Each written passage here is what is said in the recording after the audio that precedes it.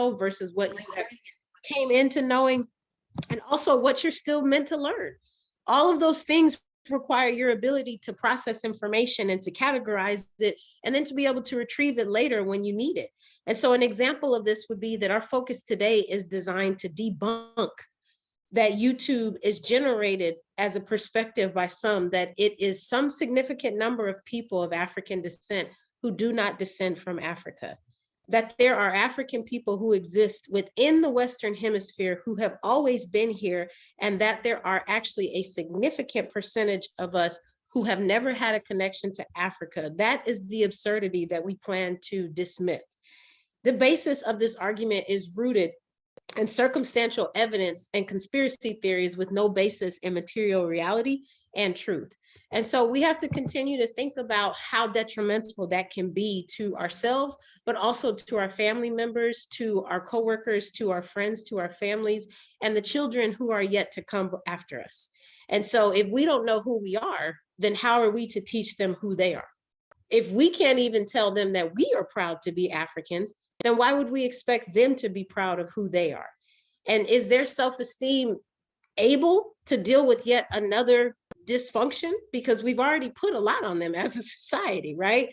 So the one thing that we can give the youth, the one thing that we can give the future is helping them understand exactly who they are, which means we can't be flip-floppy about that. That means that we have to be committed to our principles, which means we have to understand who we are. And that means that we have to unlift the veil of ignorance, as Booker T said, and we have to understand that that means reading about Africa.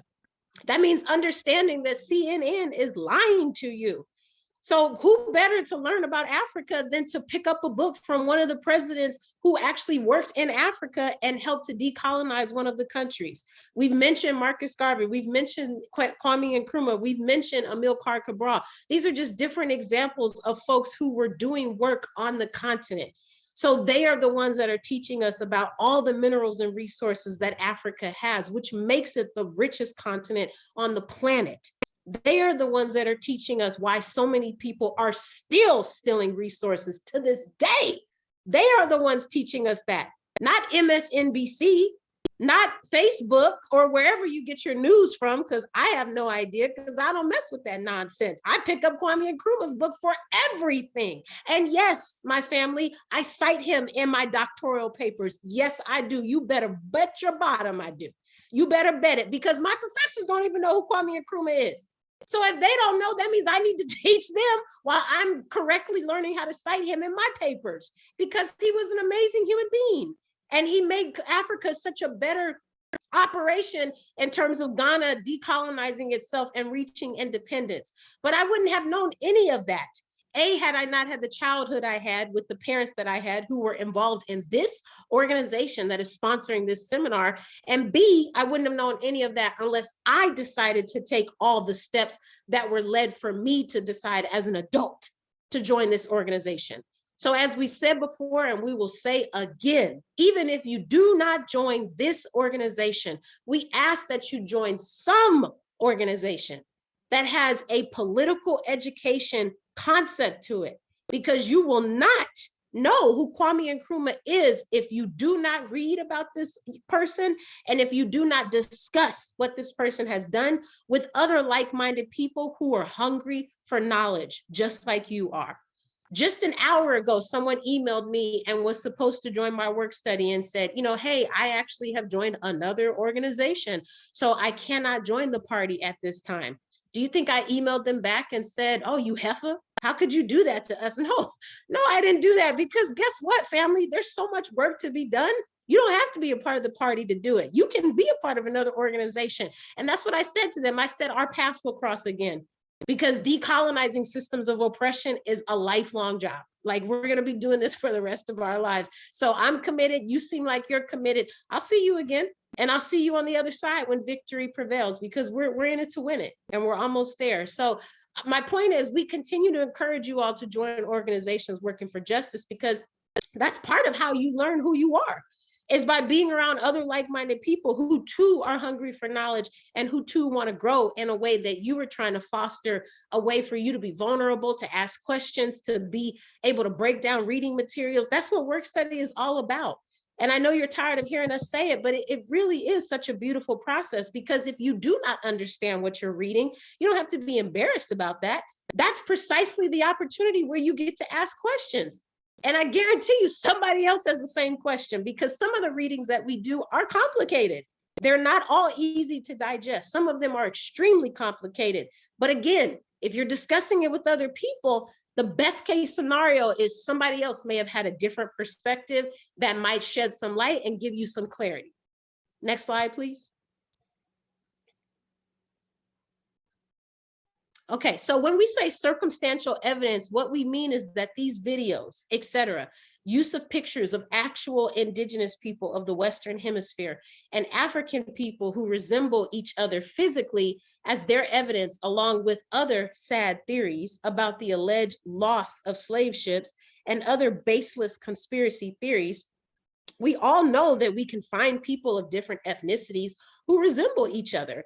So that's an extremely weak argument. And the research on lost slave ships that have been done by African scholars for centuries in Africa, Europe, and the Americas is overwhelming, except to those who never pursue any type of qualified research on anything. Or in other words, if it's not pre-packaged in a crafty made video, then they ain't looking for it. The fundamental basis of this confusion is something very few people are ever going to admit or talk about. This is the undeniable fact that these people promoting these lies have no knowledge of African history and therefore are only working with the backward analysis provided to them by white supremacy about Africa. And I will close with a very small and short story that, because we as party members understand the importance of identifying with Mother Africa, we also understand the importance of identifying and telling people we are African. This is also why you can visit our Etsy shop and order a sweatshirt or t-shirt that says African, period. Because there's no African American, there's no Black, there's no colored, there's none of that. It's African. When I meet people, I tell them, I am an African living in America. That is true to form what I tell them. And the next time I say it to someone, I will record it and play it in this seminar if you do not believe me, because that is what I believe. I despise the term African American. I would never want to be associated with this godforsaken place. And I'm not Black. I am truly African, because unlike many Africans who are ashamed and they don't want to admit that that's who they are, I know how rich Africa is. I also know that Africa is being attacked every single day. And more importantly, I know that Africa is nothing to be ashamed of. Descending from that beautiful continent is nothing to be ashamed of. That continent has provided for all of us for many, many centuries, from now until when the creation started. And we all have to be grateful for what has been given from us, because in some spaces, those resources were stolen and taken. So I am very, very grateful and humbled to know that I come from a place where we can use resources that I can use to talk to you all on this laptop, where we come from a place where resources come where I can drive my vehicle with my rubber tires, and where our children can erase mistakes they make with their pencils. I'm grateful to come from a place like that. I'm grateful to know that that's where I belong. And more importantly, that's where my ancestors are. And my story just reveals itself to say, I don't just embody those ideologies as me, Shukura. I allow them to take over my life. I believe them. I let them guide me. I let them get me out of bed every day. I take my dog to the dog park, and Europeans ask me all the time, what's your dog's name? And I am so proud, because I am a proud African, to tell them my dog's name is Bisa. It is a West African name, and it means greatly loved. And you should see the look on those Europeans' faces, because they can't process why my dog's name is not Stella or Sparky or whatever the popular dog names are for 2022, because I didn't look at that list. I went to the African name list because I knew my dog needed to have an African name. All my animals have always had African names. That's just how it's been in the Umi household. I had a hamster named Teray after Sekou Touré. My bird's name was Malcolm after Malcolm. I mean, come on, y'all got to get out of here with this. Come at me when you're ready. Okay, come at me when you're ready. This is what I'm talking about. So when I tell these Europeans my dog's name is Bisa, Of course, they can't fathom that. And so one of them had the nerve to ask me, where'd you get that name? And I said, well, I'm African and I have an African name. Why would my dog not have an African name too? My dog is a part of my family. I'm a part of her family. And I just looked at them. And then they were like, so greatly loved, huh? And I said, uh-huh. And then when I came back a few weeks later, somebody said, oh, I've never met your dog. What's your dog's name? Pointing to my dog. And before I could answer, the European said, that's Bisa. It's West African. It means greatly loved. So my point I'm making to you all, family, is that if we demonstrate pride because we embody that we are okay being who we are and learning about our ancestors and who we are connected to, then other people will start to learn, okay, maybe these people actually know a little something about who they are, and we need to come with it if we're going to continue to colonize them. We can't just keep pulling the veil over their head. They're actually lifting it as their ancestor Booker T told them to, because they are seeking the knowledge that they need to overthrow us. Join an organization working for justice, and the next time you get an animal, give them a name that represents your culture and identity. Thank you. Ashe, Ashe, thank you. And I just want to reiterate, as we've mentioned, that we are focused for the next several weeks, you all, on raising money for one of our sibling political organizations on the ground in Africa, the Zimbabwe Movement for Pan-African Socialists, the Zimbabwe Movement for Pan-African Socialists. When you see the All-African People's Revolutionary Party and you see the Zimbabwe Movement for Pan-African Socialists, you should see it as one entity, because that's what it is. That's how we see it. That's how we move. That's how we work. And so in the course of struggling to support our sibling organizations on the ground, we're fighting to achieve our objective of Pan-Africanism. We're trying to raise money for the Zimbabwe Movement of Pan-African Socialists so they can buy books, because books are hard to come by in Africa. And if you've ever shipped anything, I ship things to all over Africa all the time. It's extremely expensive. I shipped a computer to one of our comrades in Senegal a few months ago, and it's like $450 to ship the computer. That's just how much it costs. So obviously we can't ship large supplies of books overseas. So what we're trying to do is ask people to just make small donations, $10, $15, whatever you can spare, to a betterworld.me. And 100% of what we receive is going to the Zimbabwe Movement of Pan-African Socialists so they can purchase liberatory books, books by Frantz Fanon, books by Sada Shakur, books by Mangaliso Sobukwe, books by Kwame Nkrumah, Sekou Touré, Thomas Sankara. That's what we want. Karl Marx, Vladimir Lenin, books by Fidel Castro, Ernesto Che Guevara. That's what we want to be able to permit our comrades to get. So please help. $10, a betterworld.me. 100% of that is going towards our comrades in Zimbabwe. And then after a couple of weeks, we'll switch to comrades in another part of the continent. So going forward to what Shakura talked about, we say this all the time: truth and justice and material reality in this backward, primitive society have nothing to do with each other. And in a sane society, truth and justice and material reality should 100% of the time be the same thing. But we're so used to truth and justice having nothing to do with material reality that the majority of us, 95% of us, don't even know how to identify truth when it's smacking us in the jaw. We don't know how to identify it. We can't even identify it if it's slapping the hell out of us. We don't know what it is. So that's why we have to constantly say this, because we're so used to lies being dominant that we begin to think that lies are normalized for most of us. We don't, and then when someone tells the truth, we consider that aggressive because we're so used to hearing lies all the time and people avoiding conflict because they don't want to upset people. I mean, you should have already been upset. If you're not upset, then we need to light a fire under your rear end and see if you're still alive. I don't know. I don't understand how you couldn't be upset already. Are you walking around here like, I don't want to get upset? Then what the hell is going on inside of you? So I love this picture. It's an old movie. If you haven't seen it, it's one of Spike Lee, when Spike Lee was making good movies back in the 80s, 1988. It's one of the first movies. that Lawrence Fishburne was in, one of the first major roles anyway. Giancarlo Esposito on the left, same thing. Tisha Campbell there. And it's a story about an African college campus and the struggles that went on there. You know, there's a struggle for people who are fighting for social justice, which Lawrence Fishburne's character represented. And then the African fraternities, which Giancarlo Esposito's character and Tisha Campbell's characters represent.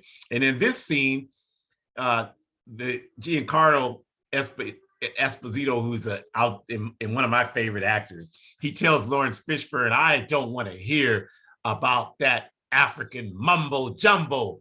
We are without question Black Americans.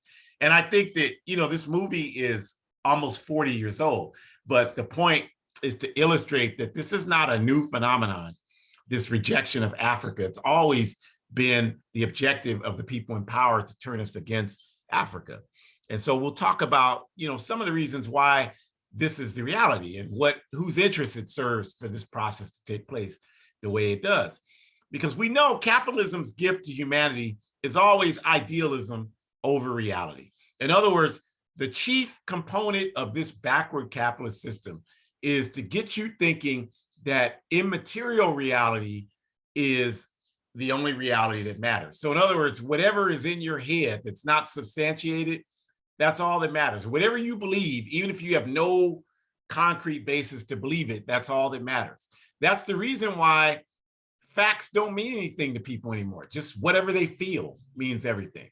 Like you can give somebody 100 facts and they'll be like, yeah, I still believe this just because that's what I want to believe. That's what I feel more comfortable believing. That's the reality here.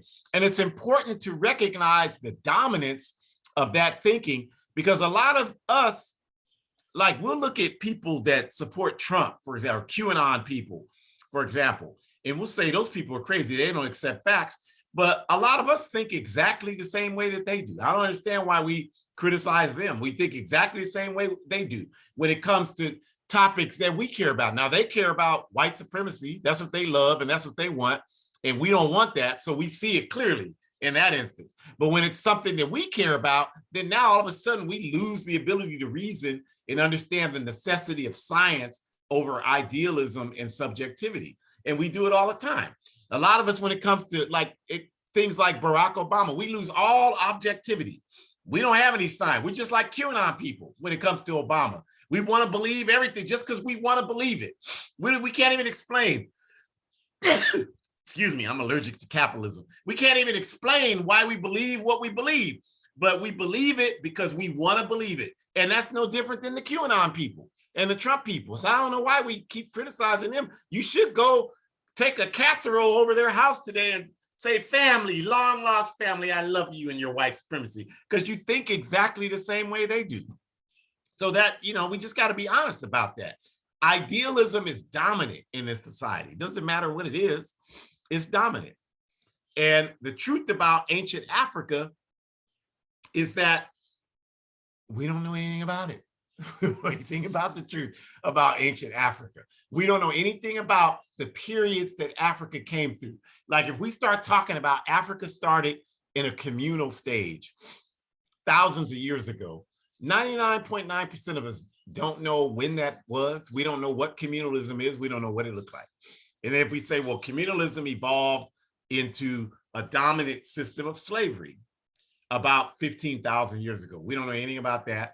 You know, we've allowed these right-wing reactionaries to confuse the economic period of dominant slavery that I'm talking about right now with the transatlantic slavery of 500 years ago.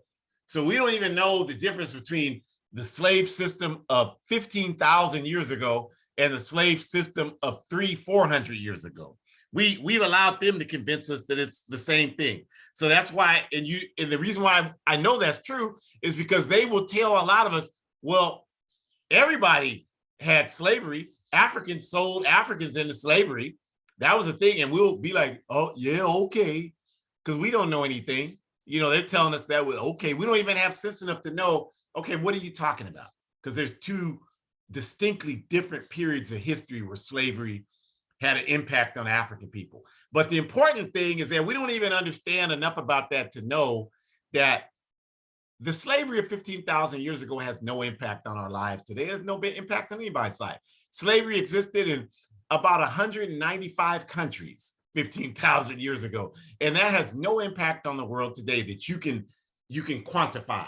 It doesn't. Whereas the slavery of 500 years ago, the transatlantic triangular slave trade defines everything about our lives today. So if you don't know the difference between the two, that's why people are so confused. And the slave trade, what's the truth about this? Like, we don't know anything about the slave trade. We don't know how it manifested. What was the process? Because we'll sit here, these people will tell us, well, we just rode into Africa and the Africans came to the shore and they came and helped us dock our ship and they got us out and we showed them immediately how to survive. They didn't know how to. They've been in Africa thousands of years, but they didn't know how to survive. So when we came from Europe, we showed them how to survive, and they thanked us. They cooked for, and then they said, "Well, why don't you take these people because we don't need them." And they just took the people and graciously gave us the people, and then we were so humanistic in how we did it. We took the Mandinkas and the Wolofs and the Fulanis, and we kept them all together. Like, is that your brother, your parents? Put them all in the same shuttle. We had air-conditioned shuttles, and the shuttles drove across the Atlantic Ocean, and they were able to make the trip in 48 hours. I mean, that's the way we act. They tell us this stuff, and a lot of us would believe it if they told it exactly how I'm being facetious, but if they told us that enough times on CNN, MSNBC, and these backward school systems and every other at church and every other form of backward propaganda that they use against us, if they did that enough, a lot of us would be arguing in favor of those ridiculous things I just said, because that's all it takes is for them to tell us something and we accept it. When the reality is we don't know anything about what happened during slavery. We don't know anything about that. And we sit here and rely on these people to make their movies that completely disrespect what our ancestors go through. And we think we have that's how sad the situation is. And then what was plantation like? For example, what was plantation life like all through the Americas, not just in this backward, what hole, but all over the Americas? What was plantation life like? What were some of the commonalities of African plantation life in Jamaica, in Brazil, in Bolivia, in Honduras, in the US? What were some of the similarities? What were some of the differences? What were some of the manifestations? What were some of the most important things that make it impossible for us to disconnect all of those experiences as they would have us do? We don't even, nobody, like people say things like, well, all we do is talk. Where are you going where all people are doing is talking about the things I'm telling you about right now? Where are you going where that's happening? What church are you attending where people are talking about what happened on the plantation? What club are you going to? What bar are you in where that's the dominant conversation? What school are you sending your kids to or that you went to where that was the dominant conversation? That is not the dominant conversation anywhere.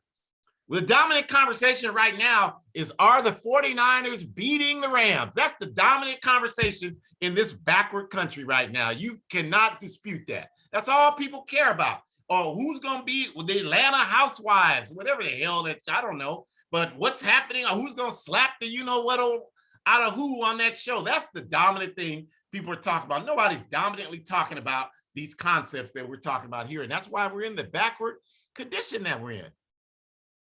And then people, listen to this. Think about this for a second. We are out here, and this is the sole reason why I don't do it.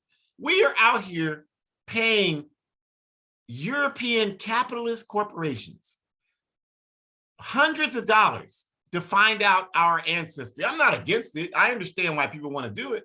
And it's actually helping, because all these people who don't want to respect Africa and deny Africa doing these DNA tests, and not one of them can produce a test that says, oh, I was in Florida for 4,000 years. My parents come from California 4,000 years ago. They were right there in Texas. None of them can produce a report. All of them say Ghana, the Congo, wherever it is in Africa. So that part is good.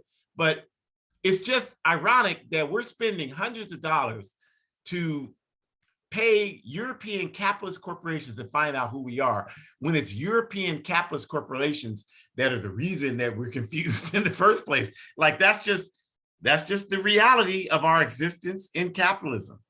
But at least if people are going to take those tests, like when people tell me, well, I'm indigenous to the Western Hemisphere, like I had a sister tell me that, and she had already told me she took the DNA test. I was like, well, where's your test? Oh, well, I have it. I'm like, well, let's look at it. Because you're telling me it should say, well, my people were from right there in Phoenix, Arizona.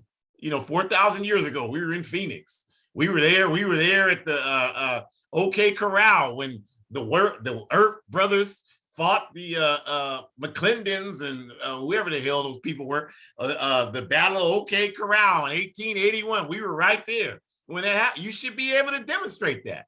She couldn't demonstrate that. Her thing said Kenya.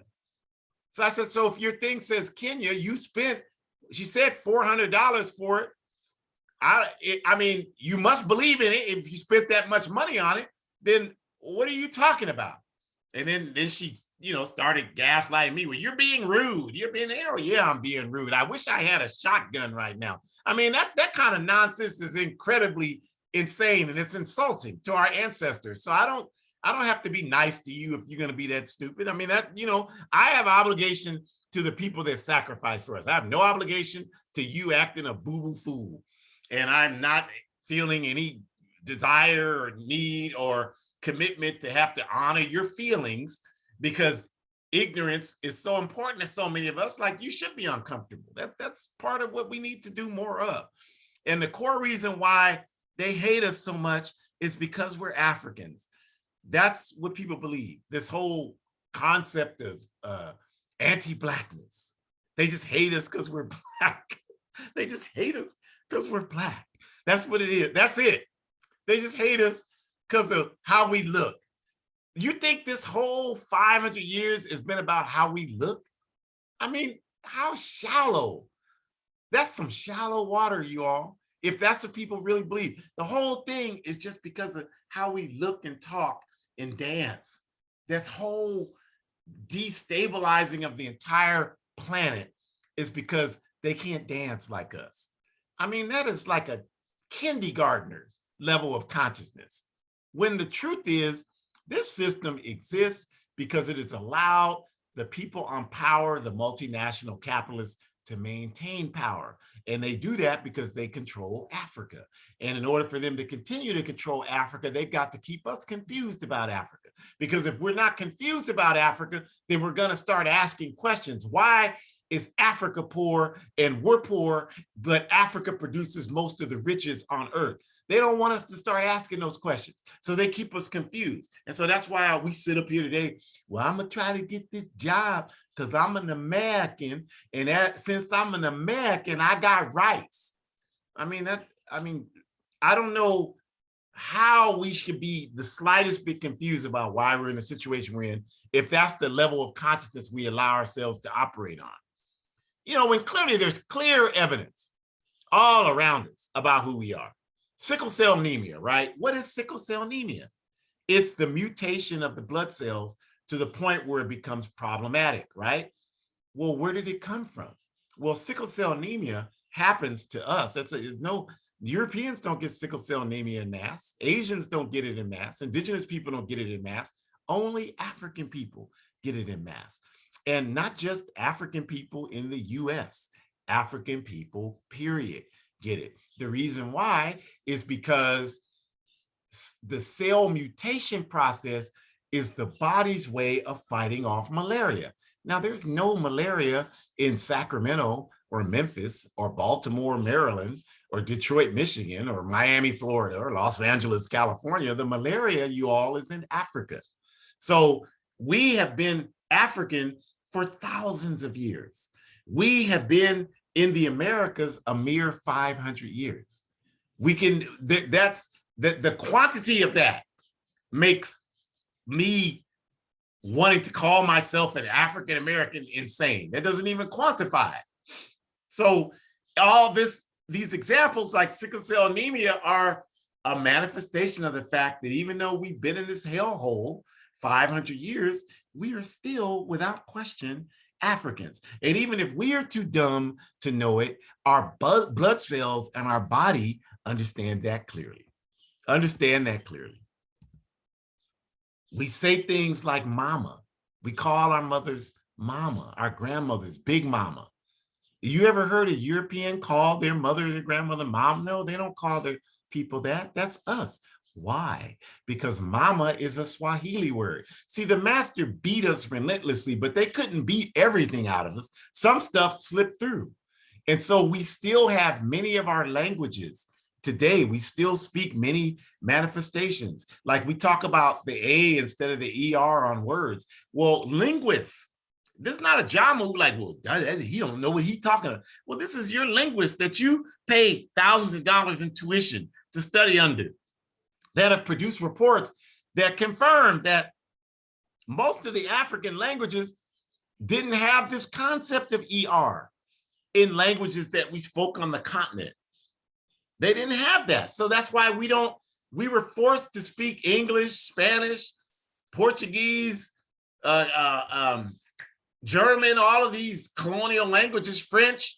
We were forced through violence to speak these languages. So it's not going to transmit perfectly. So some of the stuff is slipped through, and we still maintain, if you study different languages than the one you were born and raised to speak, you know, one of the most difficult things to do is understand how to properly pronounce the words.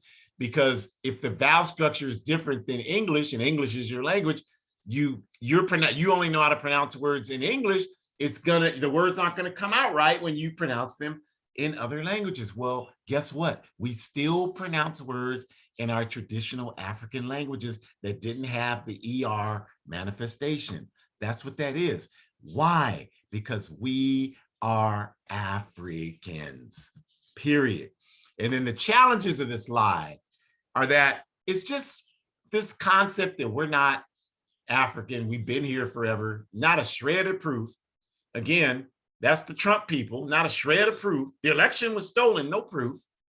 And you're upset with them, but then you'll let somebody tell you, we're not African, there's no slave ships, not a shred of proof to their claim. You'll accept that. You just like the Trump people. You should go over right now, find the Trump people, put on a Trump hat, and be a part of that, because you're the same as they are. You know better than they are. So don't look down your nose at them. Don't say they're crazy. You should go out there and march with them if you have the same logic system that they have. And it's so disrespectful because there's so much evidence about slave ships. Like ships, anything you put in the water, salt water, over a period of time, what's going to happen to it? It's going to disintegrate. So these idiots think that ships that sunk hundreds of years ago are just going to be intact at the bottom of the ocean. Like, what? I mean, I don't even know how to respond to some of this ridiculous idiocy. You know, there's scientific theories about this stuff, you all. There are scholars who have uncovered remnants of slave ships for centuries. John James wrote a whole book about it. But if read is a dirty four-letter word to us, we'll never see that. We'll never see it. So we got to understand how disrespectful this is to, first, the indigenous people, because this is their land. It's not our land. This is their land. Somebody come in your house and kick your behind and throw you out of your house, and then come talking about, and then take some servants in to clean the house up for them, because that's who we are, whether we want to admit it or not. And then the servants come talking about, this is my house. I mean, they look like a fool saying that. The first thing you say is, you're a slave, you're a servant. What are you talking about? You don't own anything. And then the second thing you would say is, it's not even your house anyway. Well, that's how we look, family talk. We're African, we're Americans, we're African Americans. It's not even your house. And you don't even own anything here. You're a slave here. It's not your house. You don't own this country. You're just here because somebody kidnapped you and brought you here. And so dumb, we don't even know, well, let's try to get home. So we just want to, well, master, I'm just going to slay here in this house and be your slave. And I'll fight harder for this house than you will. Because that's what slave mentality do. That's what those folks with the slave mentality do. So it's just so disrespectful to the indigenous people of the Western Hemisphere. A prideful people would always be trying to find their way home. A prideful people would always be trying to assert their dignity. It would never be trying to fit in with what their master told. We're so proud to speak English. We're so proud. You hear these Negroes all the time. My name is Carl. They'll sit there and ask me, what's your name? Ajama. Well, that's an interesting name. And I want to say, Coon, you got an interesting name because you named after your master. You like a damn dog named after your master, and proud of that. Just like the dog, Rover. Proud. I'm Rover. I'm proud to be. That's how you look and sound right now. I got a name that reflects my ancestors. I don't care if it sounds strange to you, because I know it sounds strange to you because the only way you see the world is through your master's eyes. So we got to stop being disrespectful to the indigenous people. And of course, while it's disrespectful to them, it's also disrespectful to our mother Africa and our ancestors, because they fought. They didn't fight for, you think our ancestors fought in Africa and on the slave ships and on the plantation so that you could sit up in a big house and watch the 49ers play the Rams? Like, they were sitting there getting ready to get killed by the master. I'm gonna fight. I gotta reach deeper to survive, because they gotta be able to watch the 49ers beat the Rams. That's what's important right now. So I'm gonna reach deeper to kill this slave master so that they can do that. That's all that matters, is that they can watch the football game. That's all that matters, nothing else. That they can have a big house and a Tesla. They can drive that and brag about having a Tesla. That's all that my head is gonna get chopped off so that they could do that. I know, at least I hope nobody listening to this is that stupid. I know we all understand that our people struggled and sacrificed so that we could be here to do what we do, make the world a better place. So by trying to disconnect us from our ancestors and our struggle is so incredibly disrespectful to our mother Africa and to our ancestors, who are the sole reason that we are here. I mean, we're so crazy. We'll sit up here. I got the Tesla. Everything on the Tesla came from Africa. Everything sitting in the driver's seat of the Tesla came from Africa. And we sitting here doing our best to imitate Judeo-Christian European society. I mean, that is a sick reality that we live in. And then ignorance promotes disunity, and disunity serves the people benefiting from these bad conditions that we exist. In other words, the dumber we are, you all, the more it benefits the people who keep us in this position so that they can maintain power over us. The smarter we are, and the more we become aware of our circumstances, the weaker it allows them to be, because the smarter we are, the more we'll see the necessity to come together. And our unity is the best weapon we have against their ability to dominate us. So this is just what we're doing right now, does nothing except benefit them. You sitting there like, I know everything, I haven't studied anything. I love my sister to death, but I tell her all the time, she argues with me about everything. Everything I say, she argues. And I know for a fact, she's rare. I know she's only been to Los Angeles. She's in San Francisco, where I grew up. She's only been to Los Angeles once. That happened in the 70s. And she's been to Las Vegas a couple of times for a few days. Other than that, she's traveled nowhere. And if you put a gun to her head, she wouldn't read a book. So I'm always saying, how do you know what you know? You've never studied anything. You've never been anywhere. How do you know what you know? She's still arguing. I mean, that's all that helps our enemies, you all. That's all it does. I tell her, you have a government job.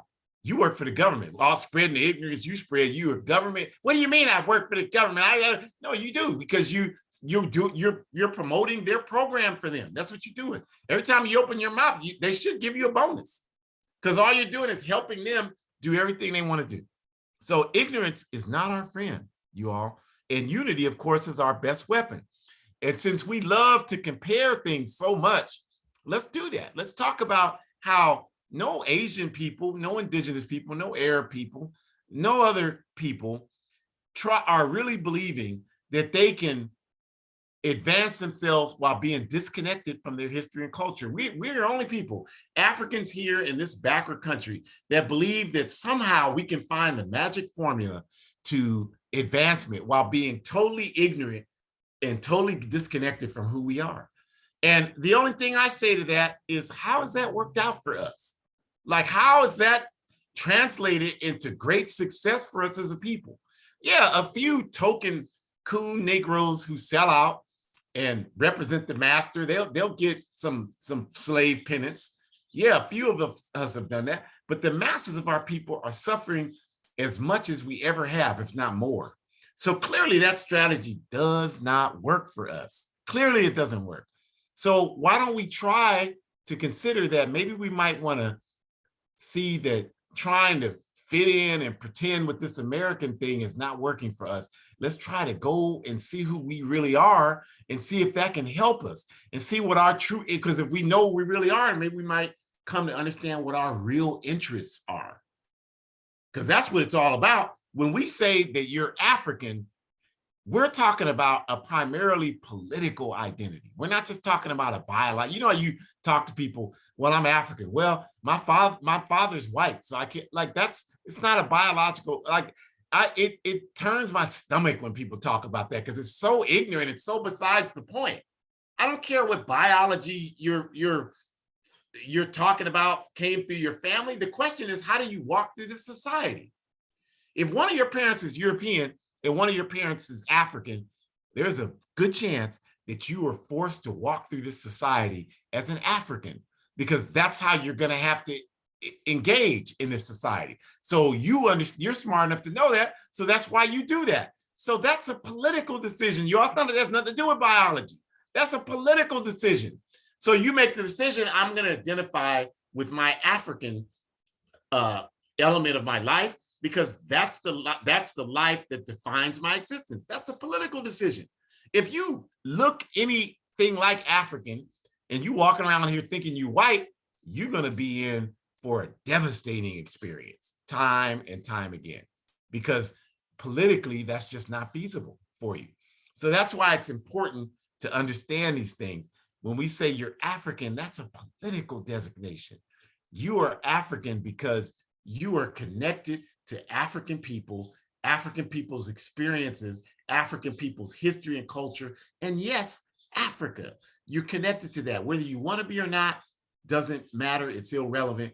You cannot change that, because your entire existence is based on all of those things I just said. It's based on Africa, your history and culture. If you live in the US, if you live in the Western Hemisphere, if you're born in Africa, but you're in the US and the Western Hemisphere to get an education, why couldn't you get an education in Africa? Because of colonialism. So everything about your life is because of what's happened to Africa.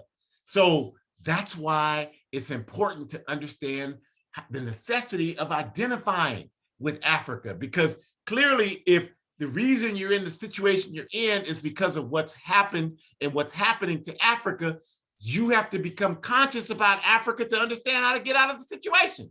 How the hell is what happened to Africa going to be the reason you're in the situation you're in, but you're going to solve the problem by voting for Joe Biden and Kamala Harris and living in Beverly Hills, California, and having nothing to do with your history? How is that going to solve anybody's problem? It's not even going to solve your individual problem. Because if you live in Beverly Hills, you're going to have a whole lot of problems as an African. So why is that? Because you're not dealing with the reality of the situation of who we are and what we actually represent in this society. You know, if you don't believe that, then I challenge you, just go to any all-white suburb in your car, have a nice car, and drive around. You're going to get pulled over. I guarantee you. You drive around long enough, you're going to get pulled over. Have a beat up car, you're going to get pulled over sooner. Okay, so whatever it is, don't matter how much money you have or whatever, that's going to happen to you. Nobody hearing this can deny that that's true. So clearly, what does that tell you? That it doesn't matter what's in your head about who you are. There are objective conditions that define who you are. And one of those is our history and our culture as African people.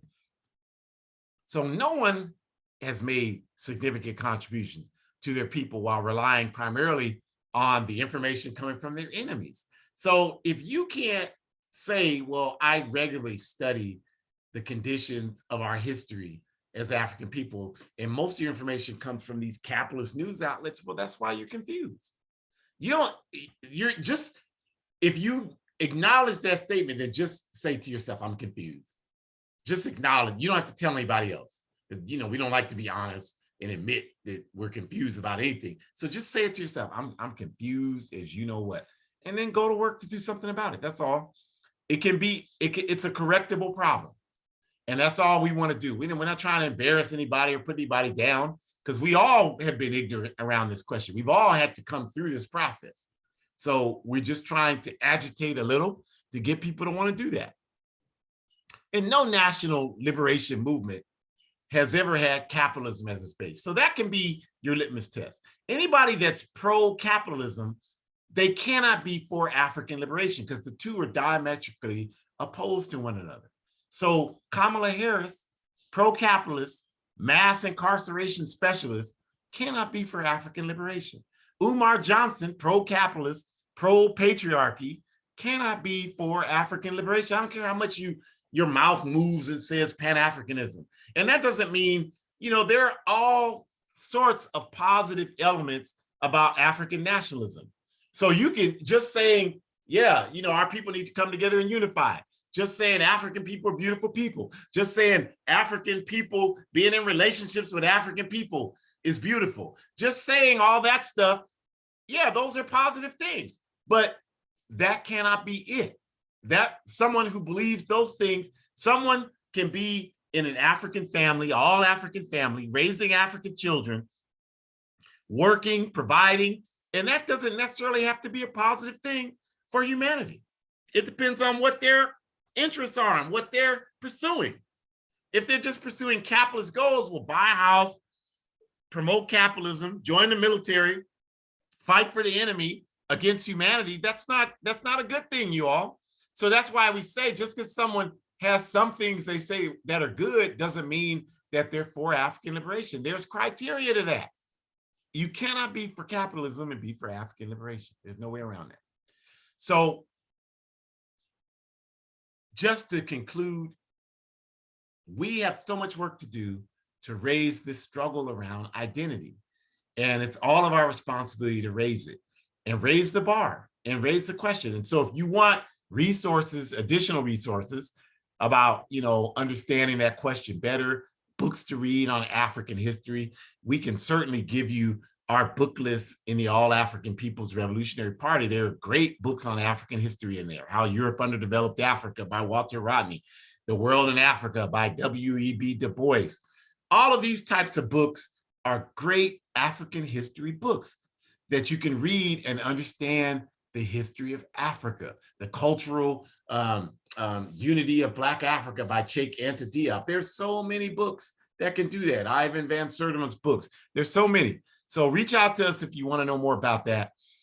Come join us next week, you all, February 6th. We're going to be talking about Hollywood's defanging of African militancy. I was watching The Godfather of Harlem this morning, and the character playing Malcolm X, the sister comes in and says, Assalamu alaikum, and he says, Salaikum salam. This is in the show. You can look at it. It's episode 5.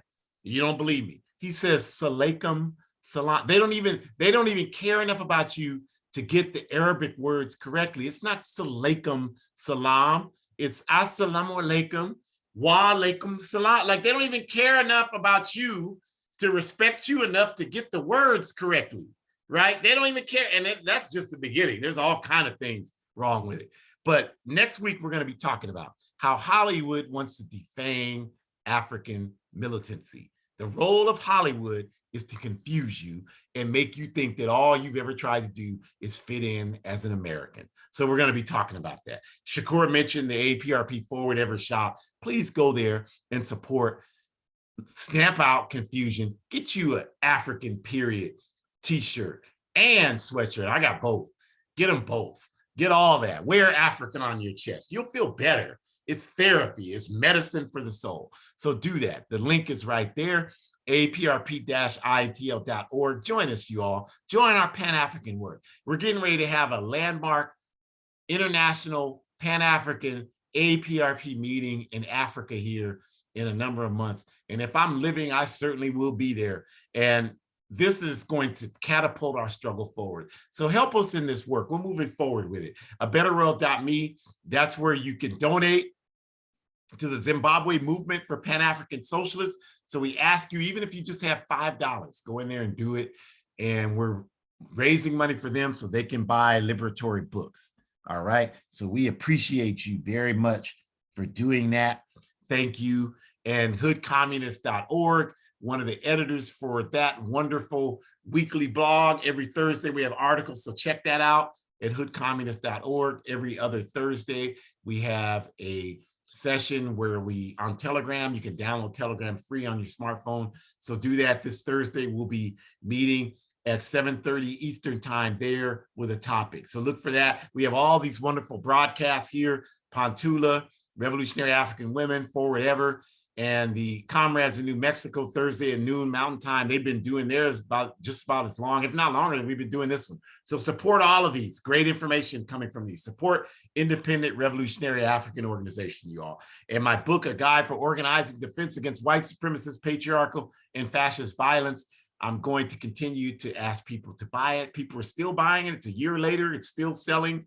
We're using all the money. All the money I'm getting from that, I'm sending to the Zimbabwe Movement for Pan-African Socialists, as well as using to promote the community defense work that I'm doing here in Sacramento and in some other areas around the country. So support us in this work. We appreciate you all. We thank you. Now you can go watch the football game. We appreciate you for being here with us, though, for this hour. Forward ever, backwards never. Always stay clever in any endeavor, and capitalism, you already know, like patriarchy and homophobia, it's got to go. Have a great rest of your Sunday evening.